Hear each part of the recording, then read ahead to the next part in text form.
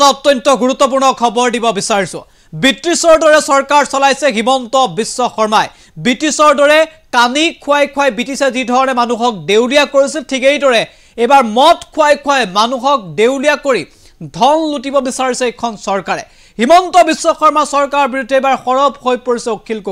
অখিল গগৈৰ মতে মদ খুৱাই মানুহক পাগল কৰিব বিচাৰিছে হেতু এখন চৰকাৰে আজিৰ দিনটোত অখিল গগৈ কলে যে ব্ৰিটিছে কানি খুৱাৰ দৰে বিজেপি চৰকাৰে খুৰা খুৱাই জনতাক দেউলিয়া কৰিব বিচাৰিছে জনতাৰ পৰা ৰাজহ সংগ্ৰহ কৰিব বিচাৰিছে এই মন্তব্য কৰিছে অখিল গগৈ ব্ৰিটিছৰ লগত তুলনা কৰিলে হিমন্ত বিশ্ব শৰ্মা চৰকাৰক সবিশেষ এনিটক্সৰ দৰ্শকৰ বাবে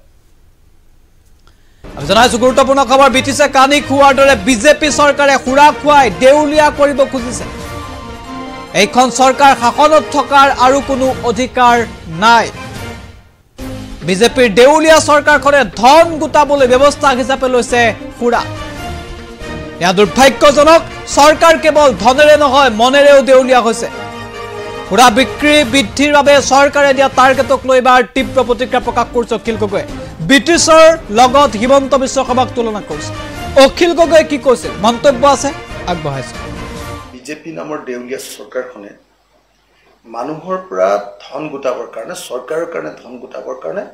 একদম শেষ ব্যৱস্থাটো হিচাপে লৈছে মদ যেনেকৈ ব্ৰিটিছে কানি বিক্ৰী কৰি মানুহৰ পৰা ধন লৈছিল কানিৰ মহল কৰি দিছিল এতিয়া আমাৰ চৰকাৰখনে মদৰ মহল আৰু মদৰ ওয়াইন শ্বপ বা মদৰ বাৰ দিয়াতে ক্ষান্ত নাথাকে এতিয়া বাৰ বিলাকক বা ওয়াইন শ্বপ বিলাকক এটা নিৰ্দিষ্ট পৰিমাণৰ মদ বিক্ৰী কৰিবই লাগিব বুলি যি ধৰণৰ এটা প্ৰেছাৰ দিয়াৰ ব্যৱস্থা কৰিছে হেঁচা দিয়াৰ ব্যৱস্থা কৰিছে এই ঘটনাটোৱে প্ৰমাণ কৰিছে যে চৰকাৰখন কেৱল ধনৰ পিনৰ পৰাই দেউলিয়া নহয় ধন দেউলিয়া চৰকাৰখনক ধন লাগেই লগতে মনৰ পিনৰ পৰাও যে এই চৰকাৰখন সম্পূৰ্ণৰূপে দেউলিয়া এখন চৰকাৰ এই চৰকাৰখন যে আচলতে জনগণ বিৰোধী এখন চৰকাৰ এই চৰকাৰখনে যে মানুহক মদ খুৱাই পাগল কৰি তেওঁৰ পৰা যে ধন লুটিব খোজে এই ঘটনাটো প্ৰমাণিত হৈছে চৰকাৰখন এইখন চৰকাৰ আৰু শাসনত থকাৰ আচলতে কোনো নৈতিক অধিকাৰ নাই মদ বিক্ৰী কৰি ঘৰে ঘৰে মদ দি এতিয়াতো ঘৰে ঘৰে মদ দিয়াৰ ব্যৱস্থা কৰিবলৈ লৈছে তো ঘৰে ঘৰে মদ দি যি ব্যাপক ৰূপত লুণ্ঠন যি ব্যাপক ৰূপত ৰাজহ সংগ্ৰহ যি ব্যাপক ৰূপত মানুহক মানে চুহি খোৱা বুলি যাক কয় আৰু চুহি খাবৰ কাৰণে মানুহক আৰু পৰিয়ালবিলাকক ধ্বংস কৰি দিবৰ কাৰণে যি ব্যৱস্থা লৈছে বিজেপি চৰকাৰখনে এইটো কেৱল নিন্দনীয় নহয় এইটো গৰিহণাযোগ্য কেৱল নহয় এইটো একেবাৰে বন্ধ কৰি দিবলগীয়া ঘটনা এটা চৰকাৰক অতি সোনকালে মদৰ এই ব্যাপক প্ৰচলন বন্ধ কৰিবৰ কাৰণে আৰু মদৰ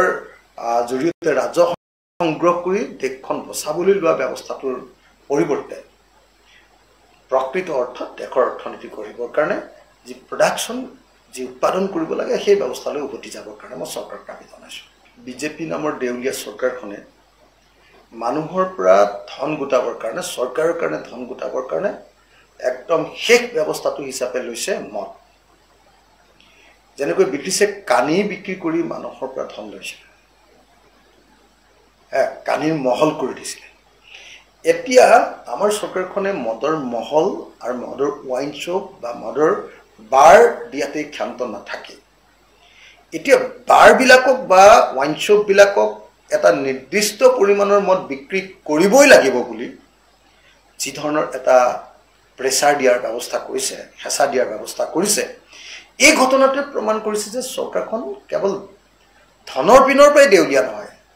ধন দেউলিয়া চৰকাৰখনক ধন লাগেই লগতে মনৰ পিনৰ পৰাও যে এই চৰকাৰখন সম্পূৰ্ণৰূপে দেউলিয়া এখন চৰকাৰ এই চৰকাৰখন যে আচলতে জনগণ বিৰোধী এখন চৰকাৰ এই চৰকাৰখনে যে মানুহক মদ খুৱাই পাগল কৰি তেওঁৰ পৰা যে ধন লুটিব খোজে এই ঘটনাটো প্ৰমাণিত হৈছে চৰকাৰখন এইখন চৰকাৰ আৰু শাসনত থকাৰ আচলতে কোনো নৈতিক অধিকাৰ নাই মদ বিক্ৰী কৰি ঘৰে ঘৰে মদ দি এতিয়াতো ঘৰে ঘৰে মদ দিয়াৰ ব্যৱস্থা কৰিবলৈ লৈছে তো ঘৰে ঘৰে মদ দি যি ব্যাপক ৰূপত লুণ্ঠন যি ব্যাপক ৰূপত ৰাজহ সংগ্ৰহ যি ব্যাপক ৰূপত মানুহক মানে চুহি খোৱা বুলি যাক কয় আৰু চুহি খাবৰ কাৰণে মানুহক আৰু পৰিয়ালবিলাকক ধ্বংস কৰি দিবৰ কাৰণে যি ব্যৱস্থা লৈছে বিজেপি চৰকাৰখনে, এইটো কেৱল নিন্দনীয় নহয়,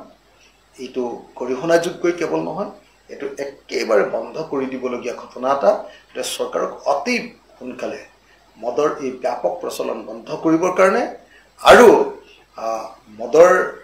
জৰিয়তে ৰাজহ সংগ্ৰহ কৰি দেশখন বচাবলৈ লোৱা ব্যৱস্থাটোৰ পৰিৱৰ্তে প্ৰকৃত অৰ্থত দেশৰ অৰ্থনীতি গঢ়িবৰ কাৰণে যি প্ৰডাকশ্যন, যি উৎপাদন কৰিব লাগে সেই ব্যৱস্থালৈ উভতি যাবৰ কাৰণে মই চৰকাৰক দাবী জনাইছোঁ।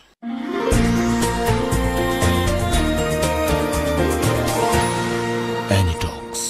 সোঁতৰ বিপৰীতে ৰাইজৰ স্বাৰ্থত।